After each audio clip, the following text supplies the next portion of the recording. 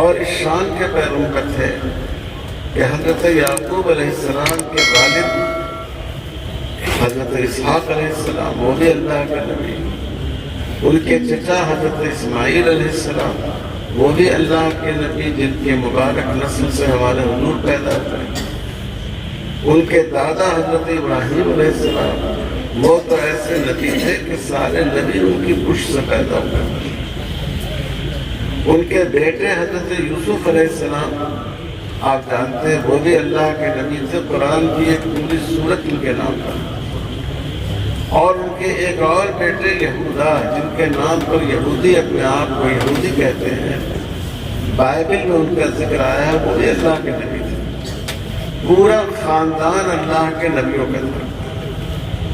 لیکن آپ کو حیرت ہوگی کہ حضرت یعقوب علیہ السلام جو فلسطین سے ہجرت کر کے مصر تشریف لائے تھے، فلسطین میں بہت بڑا قحط آ گیا تھا، اور مصر میں آپ نے حضرت یوسف کا واقعہ سنا ہوگا، وہ وہاں کے بادشاہ ہو گئے تھے، حکمراں ہو گئے تھے، اور یہ بہت زیادہ زرخیز جگہ تھے مصر میں، تو وہ فلسطین سے ہجرت کر کے اپنے بچوں کے ساتھ حضرت یوسف علیہ السلام کی دعوت پر مصر آ گئے تھے، مصر ہی میں ان کا انتقال ہوا، اور بعد میں ان کی وصیت کے مطابق ان کی لاش فلسطین میں منتقل کی ہے۔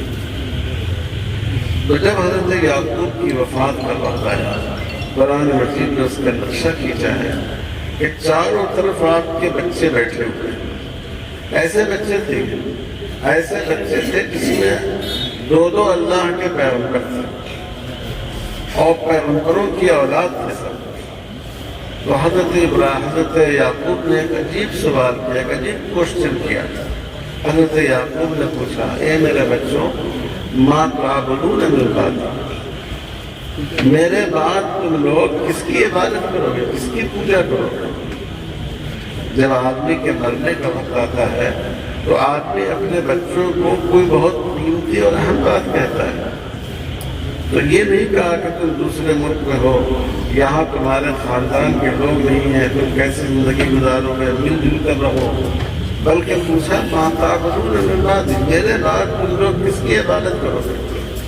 اگر آپ کے گھر کو کوئی آئے اور آپ کے بیٹے سے کہے کہ تم اپنے باپ کے بعد کس دین پر رہو گے، تو آپ کو غصہ آ جائے گا کہ اچھا ہمارا بچہ پورا دینی ماحول، دینی خاندان میں اس کی پرورش ہوئی، اور تم پوچھ رہے ہو کہ تم کس دین پر رہو گے، کس دھرم کو اختیار کرو گے؟ تو یہ حضرت یعقوب نے سوال کیا۔ ان کے صاحبزادے نے کہا کہ نعبد الہک، میں آپ کا خدا، الہ واحدہ، ایک خدا کی عبادت کریں گے، جو حضرت اسماعیل کے بھی خدا تھے، جو حضرت اسحاق کے بھی خدا تھے، جو حضرت ابراہیم کے بھی خدا تھے، ہمارے آباء و اجداد جیسے توحید کو قائم تھے، ایک اللہ کی عبادت کیا کرتے تھے، ہم بھی اپنے آپ کو اسی پر قائم رکھیں۔ سیدنا حضرت یعقوب علیہ السلام اس سے بہت خوش ہوئے اور پھر اطمینان کے ساتھ اس دنیا سے وہ رخصت ہوئے۔ میرے بھائیوں، حضرت یعقوب نے یہ بات کیوں پوچھی؟ مصر اسی طرح کفر و شرک میں مبتلا ہے، آج اسی اس وقت ہمارا دیش، ہر چیز کی پوجا ہوتی تھی، سورج کی بھی، سوریہ نمسکار بھی ہوتا تھا، چاند کی پوجا بھی ہوتی تھی، گائے کی پوجا بھی ہوتی تھی، بادشاہ کی پوجا بھی ہوتی تھی، بادشاہ کی پوجا بھی کی جاتی تھی، پورا ماحول شرک کا تھا، اور وہاں مسلمان نہیں تھے، صرف چند افراد جو حضرت یعقوب علیہ السلام کے ساتھ فلسطین سے آئے تھے، صرف وہی ایمان والے تھے، صرف وہی توحید کو مانتے تھے۔ تو حضرت یعقوب علیہ السلام کو یہ فکر تھی کہ اتنی بڑی جو میجورٹی ہے، اکثریت ہے ایمان نہ لانے والوں کی، ایمان سے محروم لوگوں کی، یہ جو ہمارے خاندان کے چند مسلمان ہیں، کہیں یہ ان کو اپنے اندر جذب نہ کر لیں، کہیں یہ ان کو اپنے اندر مرج نہ کر لیں، کہیں یہ اپنے مذہب سے دور نہ ہو جائیں۔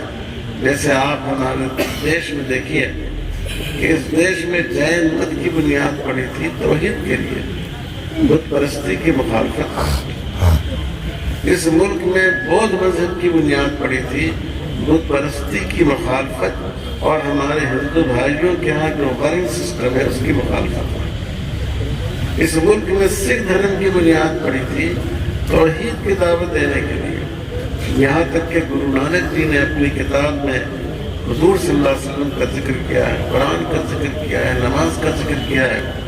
لیکن یہ جو ہندو اکثریت ہے اس نے ان سب دھرموں کو اور اس کے ماننے والوں کو اپنے اندر ضم کر لیا، ان کا وجود باقی نہیں رہا، یہاں تک کہ ہمارے دستور میں بھی ان مذہب کے ماننے والوں کو ہندو شمار کر لیا گیا۔ تو حضرت یعقوب کو یہ ڈر تھا کہ کہیں ایسا نہ ہو جائے۔ میرے بھائی اور بزرگوں، یہی ڈر آج ہمارے اور آپ کے دل میں بھی ہونا چاہیے۔ حکومت کی نیت بہت خراب ہے اور وہ بہت سازش کے ساتھ، پروگرام کے ساتھ اس کام کو کرنا چاہتی ہے۔ ہم کو بھی اپنے بچوں سے سوال کرنا چاہیے، ان کے دل و دماغ میں سمجھانا چاہیے کہ دیکھو تم عام قوموں کی طرح نہیں، ہم لوگ ایک خدا کی عبادت کرنے والے ہیں۔ ہماری گردن کٹ تو سکتی ہے لیکن اللہ کے سوا کسی کے سامنے جھک نہیں سکتی۔ یہ سوچ ہم کو اپنے بچوں کے اندر پیدا ہو۔ ہم دعا تو سکھا دیتے ہیں کہ بچوں کھانے سے پہلے پڑھو بسم اللہ و برکت اللہ، کھانے کے بعد پڑھو الحمدللہ الذی اطعمنی وسقانی وجعلنی من المسلمین۔ اچھی بات ہے، لیکن جب ہم اپنے بچوں کو یہ دعا سکھائیں، ہم ان کو سمجھائیں، دیکھو یہ دعا کیوں پڑھتے ہیں؟ یہ جو روزی ہے یہ کوئی نہیں دے سکتا سوائے اللہ کا۔ یہ روزی اللہ ہی ہمیں دیتے ہیں، کوئی دیوتا، کوئی دیوی، کوئی بھگوان، کوئی طاقت ایسی نہیں ہے جو ہم کو کھانا دے گی۔ یہ پانی یہ اللہ ہی دیتے ہیں، کسی دیوی اور دیوتا نے زمین میں پانی کا خزانہ جمع نہیں کیا اور بارش نہیں برسائی ہے۔ اس بات کو اتنا کہا جائے، اتنا یقین ہمارے بچوں کے دلوں میں ڈال دیا جائے کہ ان کو گمراہ کرنے کی اور اپنے راستے سے ہٹانے کی کوئی طاقت کامیاب نہیں۔ اور میرے بھائیوں، اس کے لیے میں اپنی بات ختم کرتے ہوئے کہتا ہوں، دو بات بہت ضروری ہے۔ ایک تو مکتب کے نظام کو، مکتب کے سسٹم کو آپ مضبوط کریں۔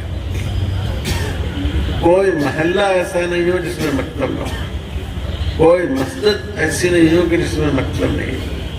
جو ہمارے مدارس ہیں، ذمہ داران ہیں، ان سے بھی میں درخواست کرتا ہوں، مدرسوں میں کتنے بچے آتے ہیں؟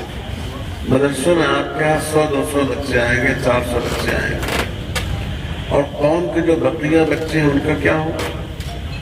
مکتب کے نظام کے ذریعے آپ 100% اپنے بچوں کو شامل کر سکتے ہیں اسلامک ایجوکیشن سے۔ اس لیے بیسک اسلامک ایجوکیشن، بنیادی دینی تعلیم ہمارے ہر بچے کو، جہاں موقع ہو مدرسے میں ہو، جہاں موقع ہو مسجد میں ہو، جہاں موقع ہو کسی گھر میں ہو، جہاں موقع ہو کرائے کی کوئی جگہ لے کر ہو، جہاں ضرورت ہو صبح میں ہو، جہاں ضرورت ہو شام میں ہو، دوسرے وقت میں ہو۔ اور اگر جو بالغ ہیں ان کے لیے مکتب مغرب بعد یا عشاء کے بعد ہو۔ یہ مکتب کا نظام یہ ہمارے دین کی حفاظت کا ذریعہ ہے۔ 1947 کے بعد جو دعوت و تبلیغ کا نظام قائم ہوا، سب سے پہلے حضرت مولانا الیاس صاحب رحمۃ اللہ علیہ نے، بلکہ ان کے والد نے مکتب ہی سے اس نظام کو شروع کیا۔ پہلے میوات میں مکتب قائم کیے اور اس کے بعد پھر جماعت قائم کی، دین کو بچانے کے لیے، لوگوں کے ایمان کی حفاظت کے لیے۔ ایک تو یہ بات بہت ضروری ہے۔ دوسری ضروری بات یہ ہے، ہمارے بزرگوں نے مدرسے قائم کیے، انہی مدرسوں کی دین ہے کہ آج ہم اور آپ اس شکل میں، لیکن آج کے حالات میں یہ ضروری ہے کہ ہم اسلامی ماحول کے ساتھ اسکول قائم کریں۔ یہ ضروری نہیں ہے کہ آپ اس کا نام اسلامک اسکول رکھ لیں، کیونکہ آج کل بہت سے لوگوں کو اسلام کے نام سے الرجی ہے، لیکن اس کا ماحول اسلامی ہو، اس کا یونیفارم اسلامی ہو، اس کے ٹیچر اسلامی ذہن کے ہوں۔ اگر وہاں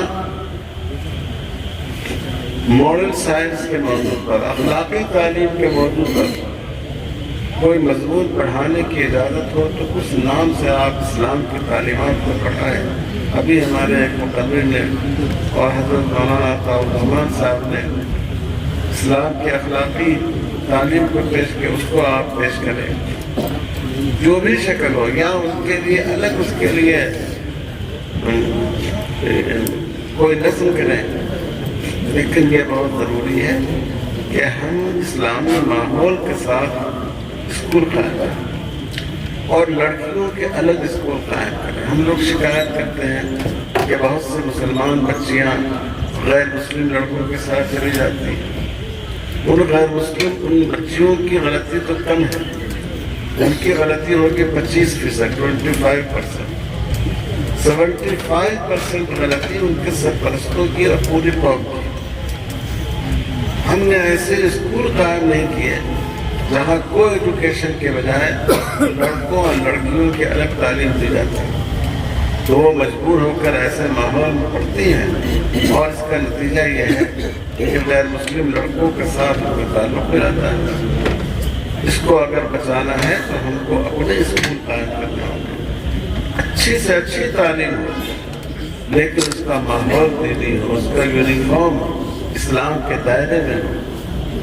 یہ اس وقت کی بہت بڑی ضرورت ہے۔ اور میں تو جو تاجر حضرات ہوں وہ ان سے بھی کہتا ہوں کہ چاہے آپ انویسٹ کے طور پر اسکول قائم کریں، بدقسمتی کی بات ہے کہ آج کل ایجوکیشن اور ہیلتھ یہ سب سے بڑا بزنس ہو گیا، حالانکہ یہ سروس لینے کا بزنس ہو گیا ہے۔ تو ہمیں اس بات کی کوشش کرنی چاہیے کہ اگر ہم کو بطور بزنسی کے اگر ہمیں انویسٹ کرنا ہے تو ہم اس کو تعلیم میں اور ایجوکیشن میں انویسٹ کریں، تاکہ بہتر طور پر ہمارے بچے تعلیم میں آگے بڑھ سکیں اور اپنے دین کے ساتھ آگے بڑھیں۔ تو یہ میرے بھائی اور اس وقت کے حالات میں ہمارے لیے بہت ضروری ہے۔ اللہ تعالیٰ ہم سب کو اس پر عمل کرنے کی توفیق فرمائے اور ہمیں ایک دوسرے کے ساتھ مل جل کر رہنے کا سلیقہ عطا فرمائے۔